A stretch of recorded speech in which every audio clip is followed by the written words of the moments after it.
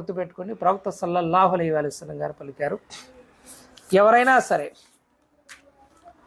లా ఇలాహా ఇల్లల్లా ముహమ్మదు రసూలుల్లా అని పలికి దాని మీద జీవితాంతం స్థిరంగా ఉండి అదే స్థితిలో గనక మరణిస్తే అతడు తప్పకుండా స్వర్గంలోకి పోతాడు. దాని మీదనే స్థిరంగా ఉండాల. ఇది ఇట్లాంటి షిర్కు కూడా పాల్పడకూడదు.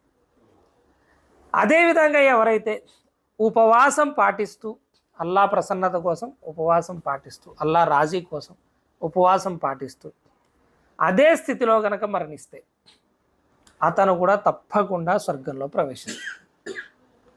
మీరు మన వాళ్ళు చెప్తూ ఉంటారు, రంజాన్లో ఎవరన్నా చనిపోతే వాహ్ రంజాన్ में गुजर गया जी अब क्या डायरेक्ट जन्नत को जरा कंट्रोल कर लो.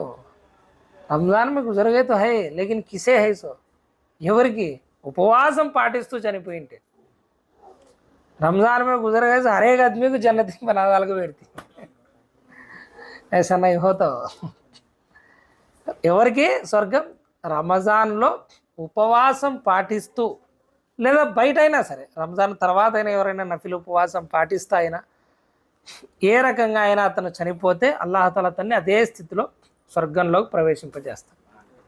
అదేవిధంగా అల్లాహ్ ప్రసన్నత కోసం దానం చేసినాడు, అదే స్థితిలో చనిపోయినాడు, అల్లాహ్ తఆలా అతన్ని కూడా స్వర్గంలో ప్రవేశింపజేస్తాడు. సహీ అతర్గీబ్ 566వ నంబర్ హదీస్ ముస్నదే అహ్మద్లో కూడా ఉంది. సహీ హదీస్.